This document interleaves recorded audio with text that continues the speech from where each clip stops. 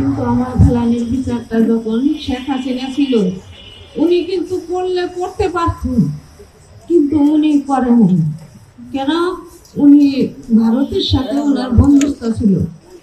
কিন্তু এখন আশা করি যে যে সরকারি আসুক, উনি যেন আমার ফেলানির বিচারটা যেন করে।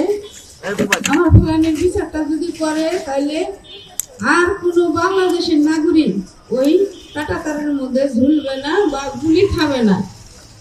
তাইলে ভারতের লোক জানলে যেন ফেলানির বিচার হয়েছে, তা আর মারা যাবে না। এখন যে সরকারি আসুক, ওনার কাছে আমার দাবি ফেলানির বিচারটা যেন হয়। আর এই যে শেখ হাসিনা প্রধানমন্ত্রী আমাদের যে আশাগুলো দিছিল, তার বাস্তবতা কিছুই করে নেই। এখন আমি অসহায়, আমার সংসার আর্থিক অবস্থা নাই, আমার বাচ্চা কাচ্চা আমি খুব কষ্ট করে পড়াশোনা করাইতেছি। কিন্তু যে সরকারি আসুক, ওই সরকার যেন আমার বাচ্চা কাচ্চার দায়িত্ব নেয়। ওনারা যে পদে যোগ্যতা হিসেবে যায়, ওনারা যেন সহযোগিতা করে, ওনারা যেন আমার পাশে থাকে। এটাই আমার সরকারের কাছে দাবি। আর এই যে বিশ্ববিদ্যালয়ের ছাত্র